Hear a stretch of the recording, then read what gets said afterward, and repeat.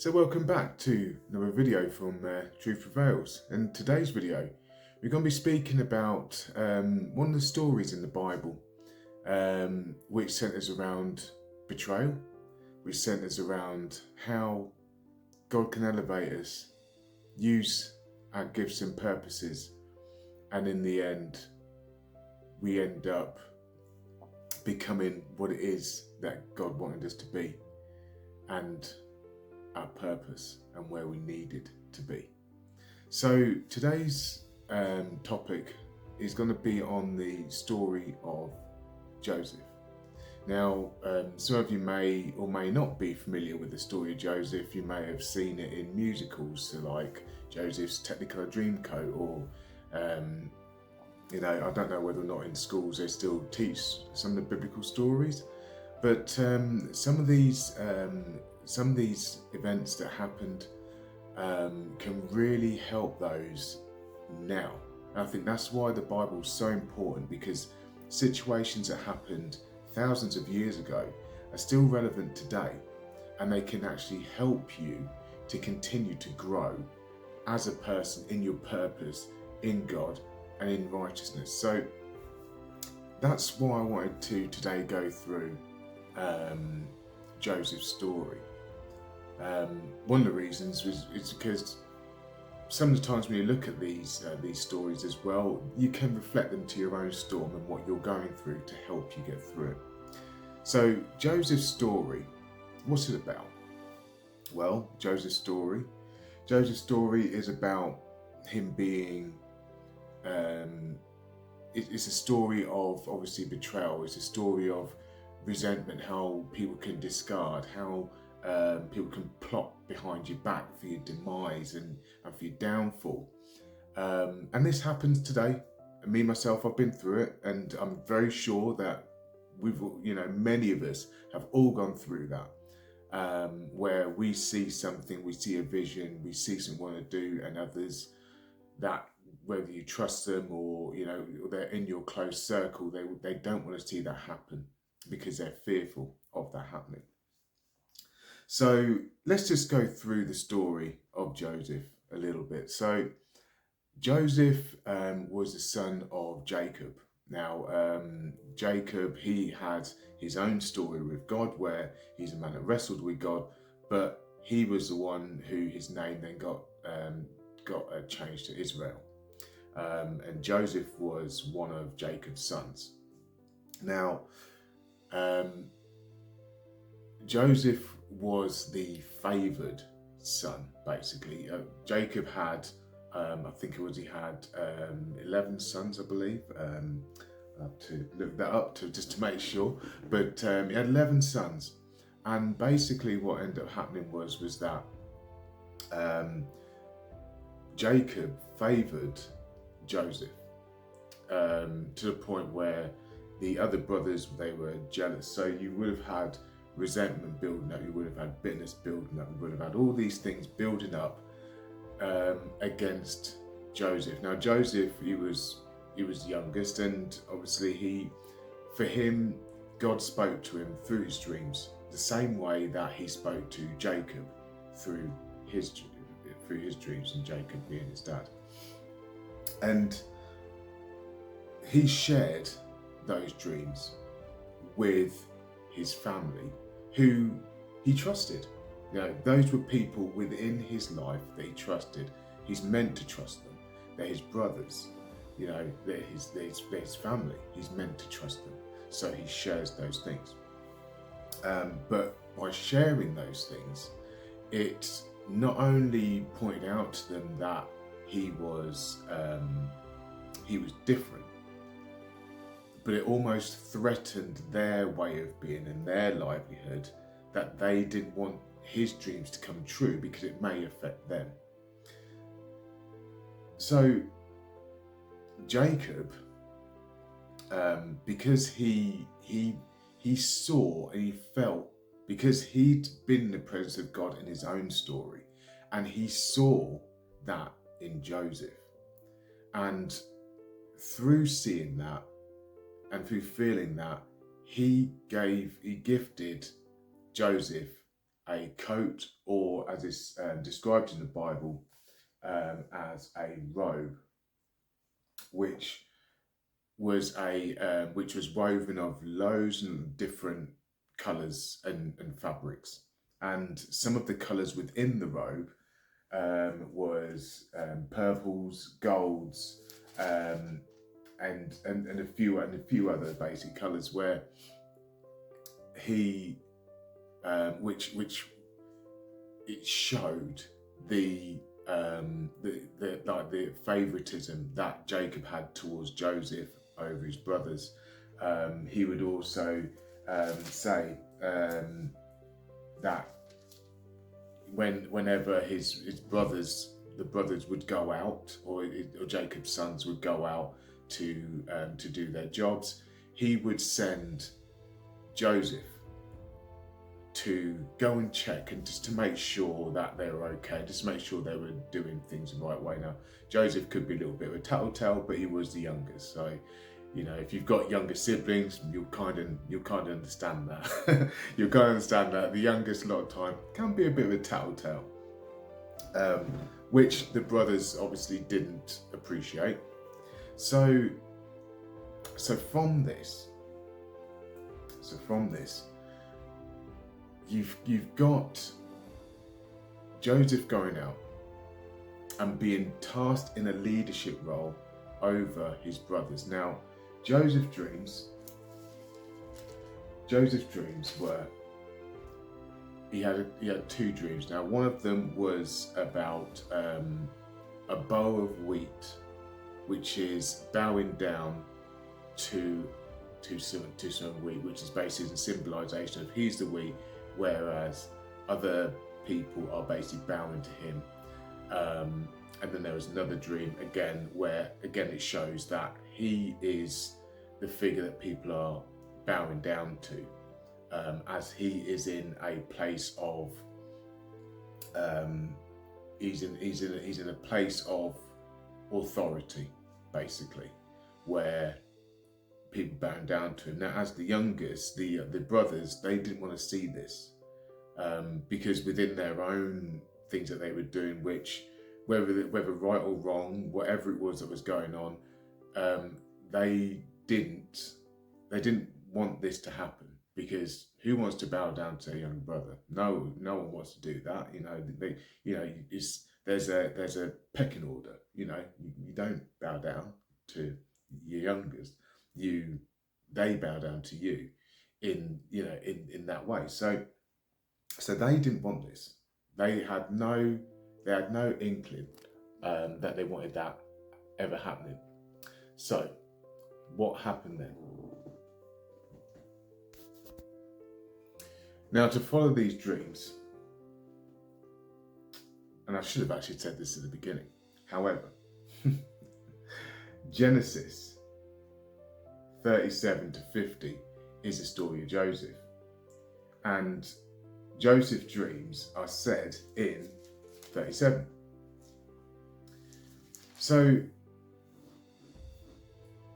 one day, after they have to, again, looking at the way in which the brothers came together, and they come together and they see Joseph coming across the field from afar to come and check on them, again in a leadership role.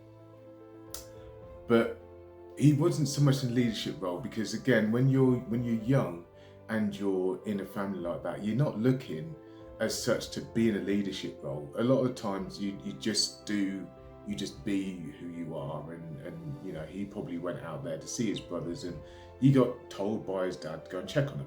So he was just being a good son and doing what he thought was right. But unfortunately, the brothers didn't see it that way. So what they did was they plotted and planned his demise. Now, you need to understand that these brothers here,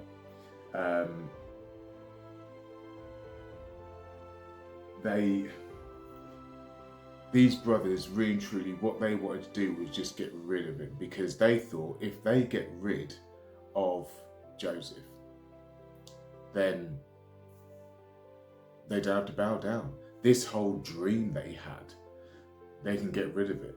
And that's what they did. And this is said in Genesis 37:18-20. But they saw him in a distance, and before he reached them, they plotted to kill him. Here comes that dreamer, they said to each other. Come now, let's kill him. Throw him into one of these cisterns, which is basically a pit, and say that a ferocious animal devoured him. Then we'll see what comes of his dreams. So they plotted. These are meant to be. Joseph is walking towards people he feels he can trust, to find out that they are actually together in amongst plotting against him and looking at his downfall and premeditating what it is they want to do to their brother. And you have to actually understand that when people betray and when they put something into planning, which is to plan for someone's downfall, that's not as easy as going to the shop and buying something and then regretting it and taking it back to the shop. This is one of them heavy spiritual burdens that stays with somebody. This is why in scripture where it says, whatever's done in the darkness can come to light, because a lot of times guilt and that pain, it seeps out. You can't hold it back forever. It comes out. The truth always prevails. Truth prevails. So what ended up happening was Joseph comes over in his beautiful coat and they strip him of his coat. Now, that's very symbolic in the way of how when people betray you and try to destroy you, they try to destroy and take your identity. Joseph's identity was laden in his robe or his coat. That was what he was known for millennia. That's what he was known for. Like I said, Joseph in his Technicolor Dreamcoat, those things carried through time. So what they want to do is they want to strip him of that, because they thought without his coat he isn't anything. So they stripped him of his coat and they threw him into the pit. Now, some of the brothers had a little change of heart, as in how to kill him. They still wanted him gone. That's no doubt. But somehow to change of heart on how to do it. And instead of just throwing him in the pit and maybe just burying him alive or finishing off the job, they decided to go and eat. And you have to, and there's Joseph, who's been thrown into this pit, not knowing why he didn't know why. As far as he knew, he was going towards people that he knew, loved and trusted. And they picked him up and threw him into the pit. And he was in a world of confusion, in a world of chaos. He had no idea. And you have to remember, people who have been in that place of confusion, it's a very horrible place, a very dark pit, just like Joseph was in, because you don't know, you're sitting there wrestling with everything as to what was real, what wasn't real. Is this a joke? Is this even real? What's even going on? And everything is going through your mind, but at the same time, you're also hearing them same people laughing, eating, sharing food with one another, when you could have been or should have been doing that with them.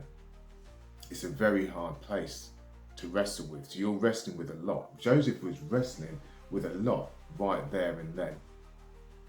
So what happened then? Well, while his brothers were yamming on their food and having a great time and laughing and joking about how, Joseph's dreams is done, and how they're going to elevate themselves and probably getting their story straight on how they're going to tell their dad that, that their brother's gone. In the midst of this, then there was people coming from Egypt. Now, what ended up happening here was that one of the brothers basically states, let's sell him. So let's sell him. So they get him out of the pit, and they sell Joseph into slavery, which then he ends up in Egypt. He's then sold to Potiphar, which is at that time Potiphar. He was one of the commanders in the Pharaoh's army in Egypt, so a pretty powerful person. But they just thought he's gone, he's out of the way. They went back, their whole smear campaigns and all their deceptions and all of their everything that they'd done, all their dance that they'd done. What they did is they then went back to the dad and said, yeah, they bloodied up his coat and said, oh, animal killed him. Yeah, there's nothing left of him but his coat, because this is his identity. This is what your son was about. So from then, obviously the dad's grieving, but the horror of the truth is all with the brothers, and they continue on their lives as best they can, seeing the grief, seeing the destruction that they've caused, but they still continue on because they've committed to that now. So through this, Joseph separately, not knowing anything about what's happened. See, you have to remember, Joseph now is away from his family. He has no clue or idea what is going on back where he's grown up. He doesn't know why his brothers did what they did. He doesn't even know if his brothers or his dad's still alive. He has no idea. So he's still wrestling with this in his mind. He then, while sold into slavery, he then gets noticed. Now, he gets noticed for his gifts. Now, in my previous video, I spoke about spiritual gifts, the spiritual gifts we have. Now, Joseph, I believe, had this spiritual gift, or God's given gift of prophecy, because, and you're going to see this through his story about how he had the gift of prophecy. So Joseph already had prophesied the fact, like I said earlier on the video, that people were going to bow down to him and he would be in a place of authority. But he didn't quite understand or know what it meant other than that. That's all he knew. So while he was in slavery, and while he was, while he was in prison, people noticed this gift that he had. And there were two people that he met. One was a cupbearer to the Pharaoh, and the other was a baker, I believe, to the Pharaoh. Both thrown the slammer with him, and what they did is they were speaking to him about their dreams. And Joseph, through the way of deciphering these dreams, because again, he walked with God, he was a righteous man. And even though he knew that he didn't understand why all these things had happened to him, he still trusted God. And when these people brought these dreams to him, he could then look at them and go, okay, let me look at them through the eyes of God as to what they mean. Now, the one, which was a cupbearer, the cupbearer was one to be elevated and released, whereas the baker was not to be elevated and be see you later from a tree. So one was obviously guilty and one wasn't. So Joseph, and these things did come to pass, they did happen. Again, the cupbearer, when he was released, Joseph then said, just remember me. The cupbearer was released, went about, the other one gone, but the people obviously around, they would have known and seen, and Joseph would have been then known for his prophecies in the ways that he could decipher dreams, not just dreams, but sometimes a word of God, warnings that is going to happen. So fast forward now, 2 years. The cupbearer left Joseph in this prison for 2 years. Now, if you think about, like now, for example, say you're at work and you've done a really good deed for your for the company you work for example, and someone else is getting the recognition, and someone else is actually getting the getting elevated for that off of what you've done, and you say to that person, "I'm really, really happy for you. I'm really happy for you. We're both in the same place, but can you just let the boss know that also I helped. Also, I helped in this situation," and they say, yeah, no worries. And then you see them there, and they do nothing. And you know, this could even be a case of, even it might not even just be a situation where they just don't want to help. It could be a case of life circumstances. It could be a case of, you know, they're worried for their own safety if they then bring you in and then you let them down. So they just, no, I'm just not going to say anything. But 2 years Joseph had to sit there. And again, confusion. You have to understand, the amount of confusion that must have been going through this man's mind is crazy. But the thing is, when he's going through this confusion and all of these issues and problems, he still stays steadfast with God. He still stays steadfast in his faith. So, what then happens then is that after 2 years, Pharaoh has a dream. Pharaoh of Egypt has a dream. And he has a dream that's told in Genesis 41, where he sees 7 heads of grain, healthy and good, were growing on a single stalk. After them 7 other heads of grain sprouted thin and scorched by the east wind. The thin heads of the grain swallowed up the 7 healthy full heads. Then Pharaoh woke up. It had been a dream. And that is Genesis 5-7.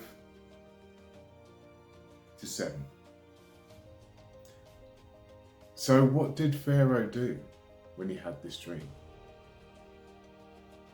He called upon ungodly men. He called upon people that were yes people, or they did not have that gift from God.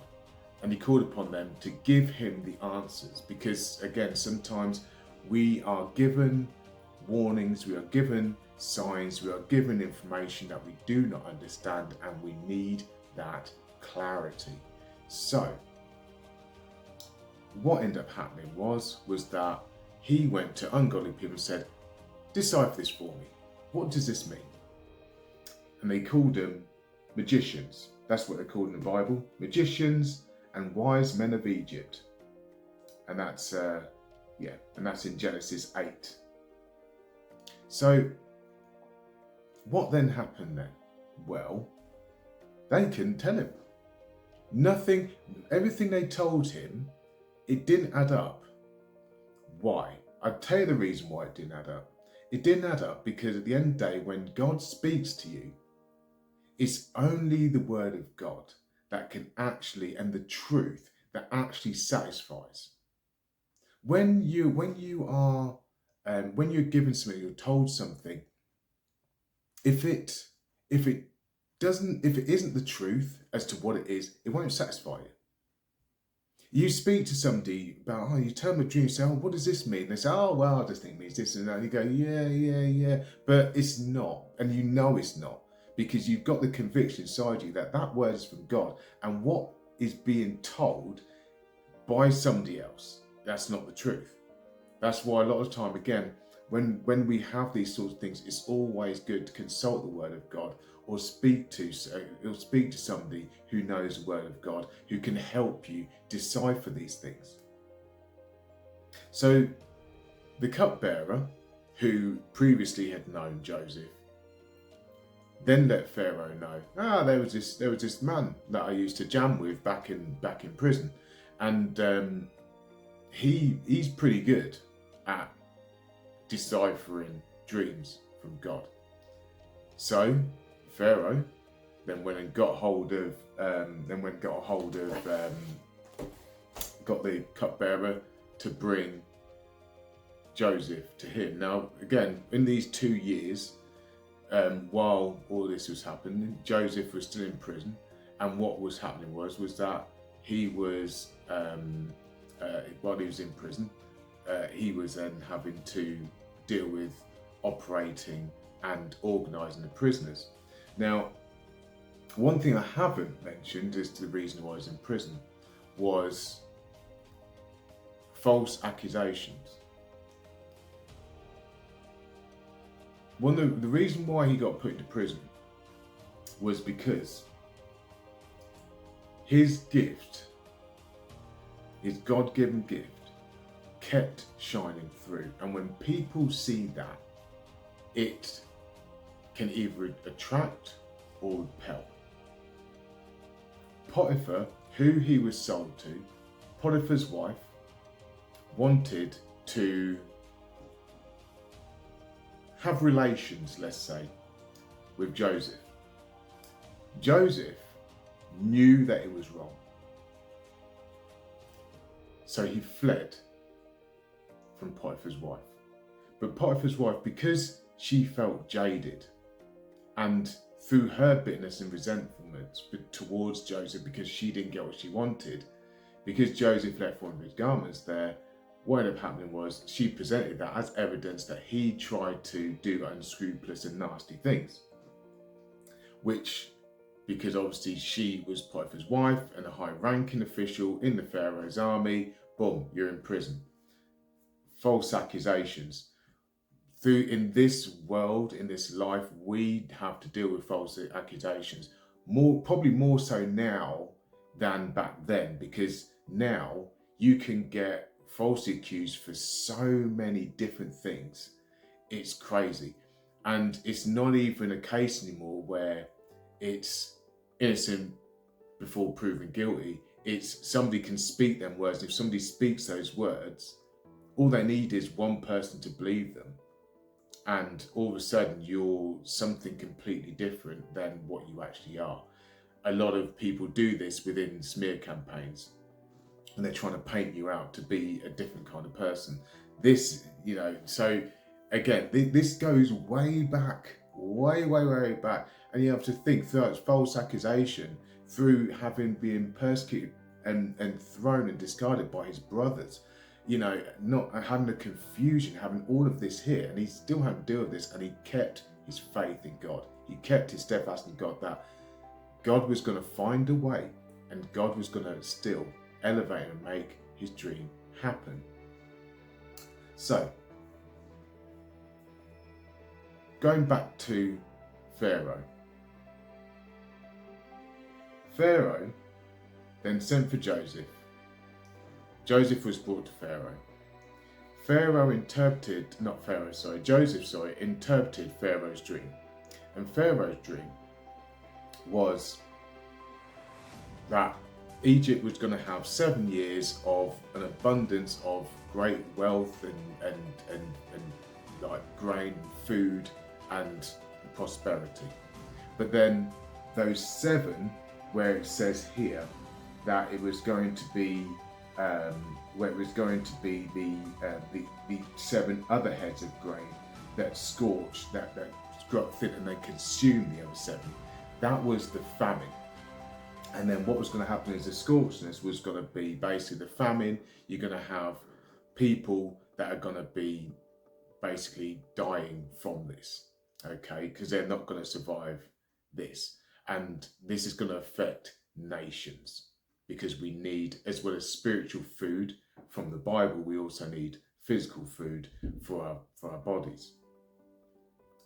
So from hearing that, that's when Pharaoh assigns Joseph prime minister to oversee and to carry out his plan so that they can actually survive this incoming famine, drought, and death. Now you have to look at this and you have to think about it this way. Before he went and got Joseph, he went to magicians and wise men. And the magicians and wise men, he knew couldn't tell the truth. But this prisoner, this unknown person, this godly man who was no one. Pharaoh didn't even know who he was until the cupbearer had basically told him who he was. Let him know, and he elevates him straight away. Why? Because he knew the truth. He knew the truth. He knew that was the truth. And he knew from this man within him, he was a godly person. He had God with him. So he trusted him and elevated him. Amazing. When you think about it, it's just amazing. So what happened? Well, Egypt, they did have their 7-year prosperity. And you have to also remember in that time, because as people, seeds of doubt can always creep in. So you have it where you have a seed of doubt. What if he's wrong? What if it's not 7 years? What if it's 10 years? What if it's 15 years? What are we going to do? But this is where you have to trust in God's word, and you have to trust in what God tells you. And what God told him is 7 years of prosperity. So he had 7 years to prepare. After them 7 years, then came the 7 years of drought, where all of a sudden other nations or people that hadn't believed in Joseph and Joseph's dream and what he said was dictated from God, the warning that came from God, they then were then struggling. They were struggling to eat. They were struggling to look after themselves. They did not, families out there, they would have been struggling hard. And they would have been sat there thinking to themselves, how are we going to live? What are we going to do? But them over there, they've got this massive abundance. It's almost like they knew that this was coming. Maybe they could help us. You have to remember, within this dream, Pharaoh's dream, and within Joseph's plan, was that he was to save those people. That's what his plan was. So what do we do? Well,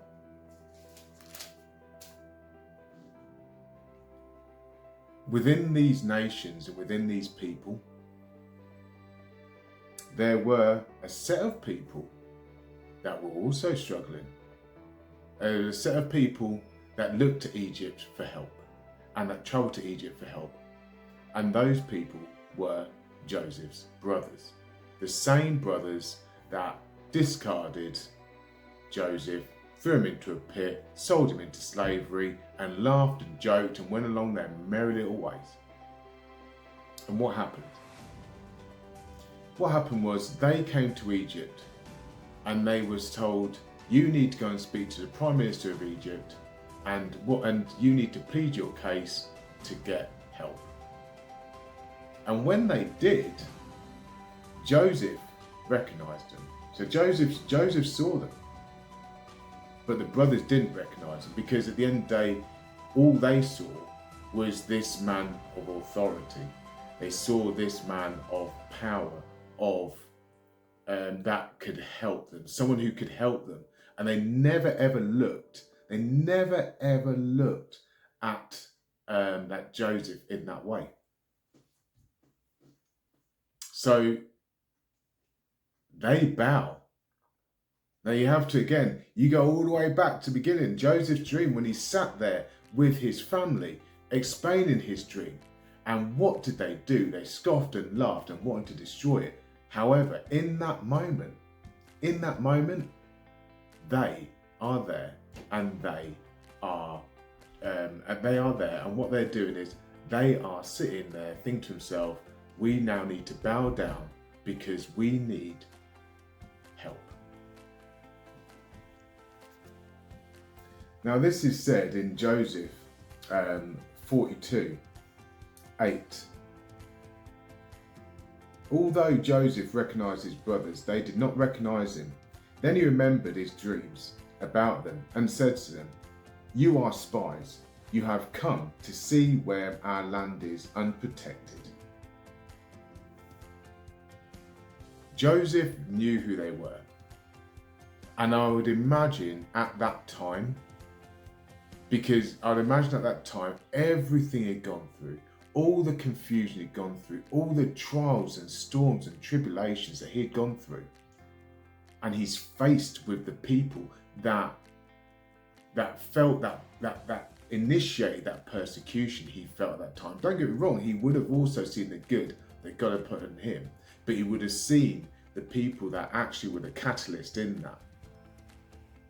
And I probably feel that I don't think that he would have had bitterness as such, but I do think it's difficult when you are faced with the person or the people that have done those things to you, and how do you handle that situation?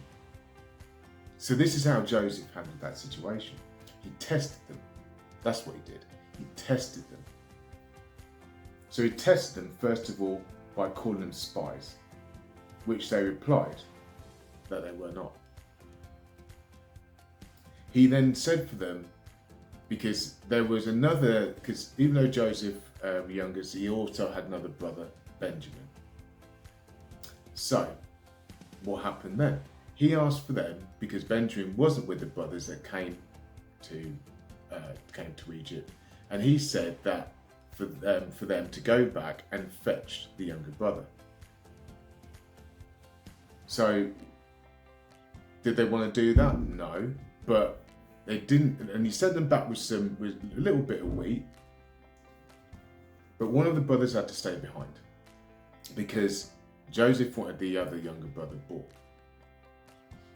So when they returned to their father, Jacob, and explained the situation. At this point, again, they had no idea who Joseph was. They did not know who he was. And from a parent standpoint, all that Jacob is thinking is that I'm going to send another one of my children, and they're going to get done by Pharaoh or enslaved, or something's going to happen to them. So he was reluctant, very, very reluctant. But in the end, because again, they started running out of food and their resources wasn't happening because of everything that's going on, one of the sons said, "You know what? I will sacrifice myself for the youngest if the worst comes to the worst," which is the only way that that Jacob agreed. So he agreed. They went, spoke to Joseph, and Joseph then another test with a silver cup, but a silver cup in Benjamin's bag, which then caused the other brother again to drop to his knees and basically stick to what he'd already told his dad, which was, if anything happens, I will self-sacrifice. And he did. Joseph, seeing this, then ordered everyone out and then revealed himself to his brothers. Now, that must have been a very difficult situation for Joseph to do, because the raw emotion that must have been in him at that point and time must have been so hard to contain up until that point. And when he did finally resolve himself, he cried and his raw emotion came out, letting them know. Now, just imagine the brothers once realizing that this man that they've come to, begging and pleading and bowing and scraping to, is the same brother that had the dream that they were going to be bowing to him and wanting things from him. They must have been all over the place. And then once that recognition comes, just think of the dread that must have fallen on top of them, because they're in a very vulnerable state. Joseph was second only to Pharaoh as in the most powerful person in Egypt. He could have just said to the guards, seize them, throw them in a pit and leave them in there. He could have done to them what they did to him. But he didn't. He embraced them. He gave them what they needed. He asked about the dad, and he went and reconciled with his dad, where his dad thought he was dead. A beautiful ending to it, because then Jacob could then go back to the Lord, knowing that the truth in the end had actually been revealed, and that he was in peace then with himself, knowing that what his son had prophesied to do was there. And one of the best quotes in Genesis 50:20, when Joseph said to them, 19:20. But Joseph said to them, don't be afraid.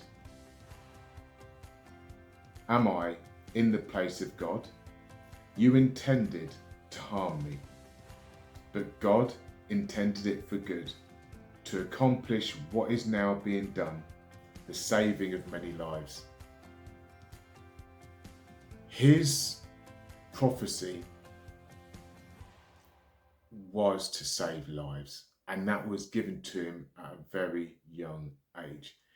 The betrayal, the storms he went through, the false accusations, the not having contact with his family, all the trials and storms and tribulations, every single thing he went to, all led to him saving lives and saving people and helping people and fulfilling the prophecy that he was meant to do. So what I'm trying to say is the reason why today I wanted to speak to the story of Joseph. I think one of the reasons is because the story of Joseph, for me, it something very close to my heart, into some similarities into my own truth testimony, my own journey. I'm still walking that journey, but the story of Joseph has helped me to continue walking that journey, and it should also help you. Some of these events and stories in the Bible, they're not just stories just to read and throw away. These are things to actually help you get through your storms and to help you get through your times. We have all got and been in situations where we have been tested, where we feel our purpose is drifting away from us, where we feel that Father Time is taking it away, and we need that urgency because we're running out of time. Sometimes, there has to be an urgency in what we do. An urgency in understanding truth is definitely an urgency. That's something that we need to understand. We need to understand truth. We need to understand what is really going on around us. How we can be, how we can act, how we can walk in righteousness, and how we can get a better relationship with God. But it all has to be in God's timing. It's all got to be in His timing. Joseph had to rely on God's timing. So when things don't always happen straight away, when things don't always happen, boom, it has to happen now. Do not fret. Do not worry. Even if you don't understand what is going on right there and then in your life, just remember, God's got you, is God's timing, and when it is to be, it will happen. And the dreams and the visions that you get for you, sometimes we don't understand what they always are. And sometimes we do need to speak it out, whether it's to other people or even to God, to reveal or to make us understand what those things are. But hopefully, and I'm really, really hoping that many other people like myself who have had dreams on things where they have been spoken to can take relish and know that God is looking out for you, God is looking after you, and He will continue to lead your footsteps to the purpose and destiny that you are meant to have. So, that's the end of this video for Truth Prevails.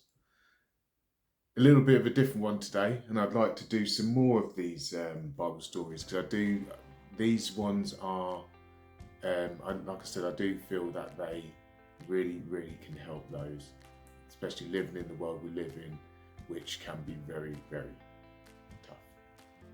So, that's how I'm going to leave you. Make sure you like, share and subscribe, and I'll see you in the next one. Peace.